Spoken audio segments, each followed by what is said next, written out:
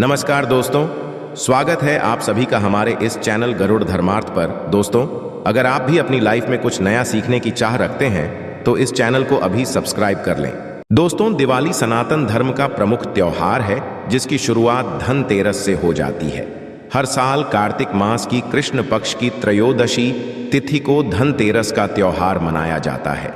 मान्यता है कि धनतेरस के दिन माँ लक्ष्मी और धनवंतरी देवता समुद्र मंथन से प्रकट हुए थे, जिसके परिणाम स्वरूप धनतेरस के दिन माता लक्ष्मी, कुबेर देव, धनवंतरी और मृत्यु के देवता यमराज का पूजन किया जाता है। वैदिक के मुताबिक इस वर्ष 10 नवंबर शुक्रवार को धनवंतरी जयंती अर्थात धनतेरस मनाई जाएगी। इस साल धनतेरस पूजा का शुभ मुहूर्त शाम 5:47 से लेकर शाम 7:43 तक रहेगा। धनतेरस के दिन बाजार से खरीदारी करके कोई नई वस्तु घर में लाने का चलन होता है। लोग इस दिन नए वाहन, वस्त्र, सोने, चांदी तथा स्टील से बने बर्तन आदि लाते हैं। किंतु दोस्तों, यदि आप धनतेरस के दिन मोर पंख लेकर अपने घर आते हैं और इसे एक विशिष्ट दिशा में विशिष्ट स्थान पर रखते हैं तो आपको इसके बहुत ही शुभ परिणाम देखने को मिल सकते हैं।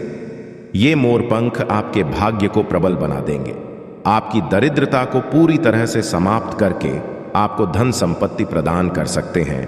मोर पंख को धनतेरस के दिन लाना बहुत ही शुभ माना जाता है और खासकर माता लक्ष्मी को मोर पंख सबसे अधिक प्रिय होता है। यदि आप इसे लाकर अपने घर में स्थान देते हैं तो मां लक्ष्मी की कृपा आपको प्राप्त होगी। दोस्तों, शास्त्र में मोर पंख का बहुत अधिक महत्व होता है। वास्तुशास्त्र के अनुसार मोर पंख का घर में होना बहुत शुभ होता है। यह जिस स्थान पर भी होता है वहां की नेगेटिव ऊर्जा को नष्ट कर देता है। शास्त्रों में मोर पंख को सुख समृद्धि का प्रतीक माना जाता है। यह अत्यंत चमत्कारिक होने के साथ ही घर के वास्तु दोषों को भी कम करने में सहायक है। किंतु वास्तुशास्त्र में मोर पंख को घर में रखने के नियम बताए गए हैं। मोर पंख घर में रखते समय इन नियमों का पालन जरूर करना चाहिए, तभी इसका प्रभाव देखने को मिलता है। वास्तुशास्त्र में मोर पंख को रखने की सही दिशा और स्थान के बारे में बताया गया है। यदि आप अपने घर में मोर पंख को उसके निश्चित स्थान और दिशा में रखते हैं तो यह घर के अंदर की नेगेटिव ऊर्जा को खत्म कर देता है। मोर पंख घर में रखने के बहुत से फायदे हैं, किंतु धन संपत्ति के आकर्षण के लिए इसका सबसे अधिक उपयोग किया जाता है। यदि आपके घर में पैसे की तंगी है, धन का खर्च ही अधिक होता है, घर में पैसा नहीं तो आप अपने घर पर मोर पंख जरूर लेकर आए और उसे सही दिशा में स्थापित करें। यह निश्चित ही आपके धन में वृद्धि करेगा। वास्तुशास्त्र में घर में कितने मोर पंख रखनी चाहिए, इसका रहस्य भी बताए क्या है। आइए जान लेते हैं मोर पंख से जुड़े महत्वपूर्ण वास्तु नियम। दोस्तों, सबसे पहले हम जानते हैं मोर पंख के धार्मिक महत्व के बारे में। हमारी प्राचीन शास्त्रों में मोर पंख को इतना महत्व क्यों दिया जाता है? दोस्तों, हमारे प्राचीन पुराणों में मोर पंख को एक चमत्कारिक यंत्र माना गया है। इसका प्रयोग कई प्रकार की तांत्रिक क्रियाओं में भी किया जाता आ रहा है। साधनाओं में इसका प्रयोग करके सम्मोहन, शत्रुनाश तथा बुरी शक्तियों को नष्ट किया जाता था। इसके अलावा ज्योतिष विद्या में भी मोर पंख का प्रयोग किया जाता है। ज्योतिष शास्त्र में मोर पंख से जुड़े उपाय भी बताए गए हैं। आयुर्वेद आदि ग्रंथों में विविध व्याधियों तथा रोगों को न करने में भी मोर पंख सहायक होता है। मोर पंख घर से बुरी शक्तियों को दूर तो रखता ही है, साथ सर्प आदि विषैले जानवर मोर पंख के भय से प्रवेश नहीं करते हैं। इसीलिए वन में निवास करने वाले लोग इसे अपने घर के पास रखते थे। मोर से जुड़ी पुराणों में कई कथाएं लिखी हुई हैं। पक्षी शास्त्र में मोर से जुड़ी एक कथा का वर्णन मिलता है। प्राचीन युग में संध्या नाम का एक असुर हुआ करता था। वह बहुत ही शक्तिशाली और बड़ा तपस्वी था। गुरु शुक्राचार्य से विद्या प्राप्त करके संध्या नाम का असुर देवताओं को अपना शत्रु मानने लगा था। उसने ब्रह्मा, देव और भगवान शिव से वरदान प्राप्त किया और बहुत अधिक बन गया। उसके बाद उसने स्वर्ग पर आक्रमण किया और कई देवताओं को बंदी बना लिया। किंतु उस असुर को पराजित करने के लिए देवताओं ने एक योजना बनाई और उसके लिए उन्होंने मोर की सहायता ली। सभी देवता और 9 ग्रह मोर के पंखों में विराजित हो गए, जिससे मोर बहुत ही अधिक शक्तिशाली बन गया और विशालकाय रूप धारण करके उस मोर ने संध्या असुर पर आक्रमण कर दिया। इस युद्ध में संध्या असुर का वध हो गया और देवताओं को उनका आधिपत्य फिर से प्राप्त हुआ। सभी देवताओं ने की प्रशंसा की और उसे भी पूजनीय होने का वरदान दे दिया। तभी से मोर को बहुत ही पवित्र माना जाता है। जिस स्थान पर भी मोर पंख होता है वहां पर 9 ग्रहों का अशुभ प्रभाव नहीं पड़ता है। दोस्तों, केवल आर्षि मुनि और देवता ही नहीं बल्कि भगवान श्री कृष्ण भी मोर की प्रशंसा करते हैं। भगवान श्री कृष्ण ने मोर की श्रेष्ठता का वर्णन किया है और उन्होंने मोर के पंख को अपने मुकुट में धारण करके मोर के श्रेष्ठ होने का प्रमाण भी दिया है। मोर पंख के भगवान श्री कृष्ण कहीं पर भी नहीं जाते हैं। श्री कृष्ण कहते हैं, मोर शांति और प्रेम का प्रतीक है, मोर सुख समृद्धि का भी प्रतीक है। मोर का पंख मनुष्य की हर प्रकार की नेगेटिव शक्ति से रक्षा करता है। दोस्तों, मोर को विविध देवी देवताओं के प्रतीक के रूप में पुराणों में दिखाया गया है। माँ लक्ष्मी देवी, सरस्वती, भगवान श्री गणेश, भगवान कार्तिकेय जी, ऐसे अनेक देवी देवताओं का संबंध मोर से जोड़कर दिखाया जाता है। माँ लक्ष्मी धन संपत्ति ऐश्वर्य प्रदान करने वाली देवी है। माँ लक्ष्मी को मोर पंख अत्यंत प्रिय है। माँ लक्ष्मी के पास मोर पंख रखने से माता प्रसन्न होती है। माता सरस्वती का वाहन मोर है, इसीलिए विद्यार्थियों को अपने पास मोर पंख जरूर रखना चाहिए। यदि आप घर में बांसुरी में मोर पंख डालकर अपने घर में रखते हैं तो इससे परिवार में सुख शांति का वातावरण निर्माण होता है। दोस्तों, हमारा घर एक मंदिर की तरह होता है। यदि इसमें रहने वाले सदस्य रोज आपस में झगड़ा करने लगे तो यह मंदिर कम युद्ध का मैदान अधिक लगने लगता है। घर में क्लेश और झगड़े होने के कई कारण हो सकते हैं, किंतु सबसे बड़ा होता है घर में नेगेटिव ऊर्जा का प्रवेश करना। किंतु हमारे घर में यह नेगेटिव ऊर्जा आखिर कहां से प्रवेश करती है और इस नेगेटिव ऊर्जा को दूर करने के लिए कौन से उपाय करने चाहिए? वास्तुशास्त्र के अनुसार प्रत्येक घर में नेगेटिव ऊर्जा फैलाने वाली चीजें मौजूद होती हैं। इन वस्तुओं के बिना हमारा घर चल नहीं पाता है। इन वस्तुओं को तो हम घर से बाहर नहीं निकाल सकते हैं, किंतु उस नेगेटिव ऊर्जा को जरूर बाहर निकाल सकते हैं।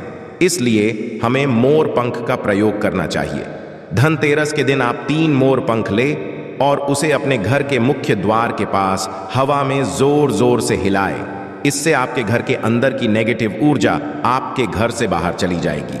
यदि आप रोज सुबह ऐसा करते हैं तो आपके घर के अंदर की संपूर्ण नेगेटिव ऊर्जा धीरे धीरे समाप्त हो जाएगी और आपके घर में पॉजिटिव वार्ता का निर्माण होगा। इसी बात को ध्यान रखते हुए आज हम आपको बताएंगे कि घर में वो कौन सी 3 जगह है जहां पर आपको पंख जरूर रखना चाहिए, और इन जगहों पर यदि आप मोर पंख रख देते हैं तो आपके घर में भी सबसे अधिक पॉजिटिव ऊर्जा बनी रहेंगी। सबसे पहले घर से नेगेटिव ऊर्जा को दूर करने के लिए, यदि घर में नेगेटिव ऊर्जा है और परिवार के सदस्यों की तरक्की में अड़चनें निर्माण हो रही है, तो आप धनतेरस के दिन अपने मुख्य द्वार के ऊपर गणेश जी की प्रतिमा रखें और प्रतिमा की दोनों ओर मोर पंख जरूर रखें। इससे आपके घर में किसी भी प्रकार की नेगेटिव ऊर्जा नहीं कर पाएगी। यदि आपका मुख्य द्वार वास्तुशास्त्र के नियमों के विरुद्ध है तो आप मुख्य द्वार पर 3 मोर पंख जरूर रखिए। इससे वास्तु दोष समाप्त हो जाएंगे। दूसरी बात, ग्रहों के दुष्प्रभाव से बचने के लिए, यदि घर के सदस्यों पर ग्रहों का दुष्प्रभाव है अथवा ग्रहों की स्थिति खराब चल रही है तो धनतेरस के दिन मोर पंख लें और उस पर गंगा जल अथवा शुद्ध जल का छिड़काव करें। फिर इसे ऐसे स्थान पर रख दें जहां पर ये किसी को दिखाई ना दे। इससे ग्रह शांत होने में मदद मिल है।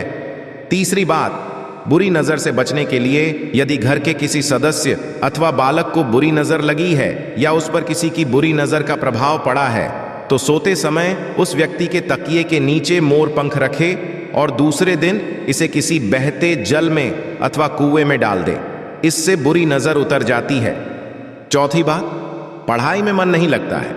यदि घर के विद्यार्थियों का पढ़ाई में मन नहीं लगता है, उनकी याददाश्त कमजोर है, पढ़ाई करते समय बार बार नींद आती है, तो माँ सरस्वती के सामने मोर पंख रखकर दूसरे दिन उस मोर पंख को अपनी किताबों में रखना चाहिए।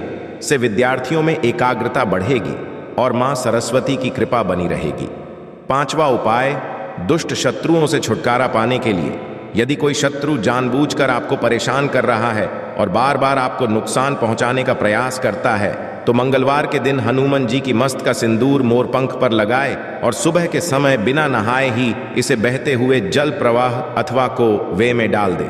इससे शत्रुओं से छुटकारा मिलता है। छठी बात, मनवांछित फल प्राप्ति के लिए यदि मन की कोई इच्छा अधूरी है, कई दिनों तक कोशिश करने के पश्चात भी मन वांछित फल प्राप्त नहीं होता है, कार्यों में बार बार रुकावट आ रही है, तो आप राधा कृष्ण के मंदिर में जाकर भगवान श्री कृष्ण को मोरपंख चढ़ाए अथवा घर में ही श्री कृष्ण की मूर्ति पर मोरपंख लगाए और अपनी इच्छा उनके सामने प्रकट करे। सातवीं बात, यदि पति पत्नी के बीच तनाव हो, यदि घर के अंदर है पति पत्नी के बीच बार बार झगड़े होते हैं, आपसी प्रेम कम होने लगा है, तो उनके बेडरूम में दक्षिण पूर्व की दिशा में मोर पंख रख देना चाहिए। इससे दोनों के बीच में प्रेम बढ़ेगा और आपसी मन मुटाव कम होगा। अथवा उपाय, धन में वृद्धि के लिए यदि धन की कमी है, अचानक धन खर्च हो जाता है, तो घर में तिजोरी लक्ष्य बनाए, जोड़ी रखते समय ध्यान रहे तिजोरी को पश्चिम की दीवार पर सटाकर रखे और उसका मुख पूर्व दिशा की ओर हो। इससे देवराज की कृपा बनी रहेगी। साथ ही महालक्ष्मी की पूजा में मोर पंख रखकर उसे तिजोरी में रखे। इससे घर में सुख समृद्धि आती है और धन की कमी महसूस नहीं होती है। यदि धन की समस्या आ रही है तो घर के अग्निकोण में अर्थात दक्षिण पूर्व दिशा में अपनी कमर से ऊपर कंधे की ऊंचाई पर 2 मोर पंख शुक्ल पक्ष में लगाए। जल्दी ही धन प्राप्ति के नए अवसर प्राप्त होने लगेंगे। 9वां उपाय, आप किसी भी शुभ दिन मोर का एक पंख लेकर घर के किसी ऐसे स्थान पर रखें जहां पर आने जाने वाले लोगों की नजर सबसे ज्यादा पड़ती है। असल में मोर का पंख नेगेटिव ऊर्जा को अवशोषित करता है, इसलिए आपको इसको ऐसे स्थान पर लगाना चाहिए जहां ये सभी को नजर आए। मोर के पंख का ये उपाय न सिर्फ आपको बल्कि आपके घर के सदस्यों के जीवन में भी सुख और समृद्धि जरूर लेकर आएगा। आशा है कि आज की इस प्रस्तुति में बताई गई जानकारी आपको अच्छे से समझ आ गई होगी। वीडियो अच्छा लगा हो तो एक लाइक जरूर कर दें। धन्यवाद वीडियो के अंत तक बने रहने के लिए।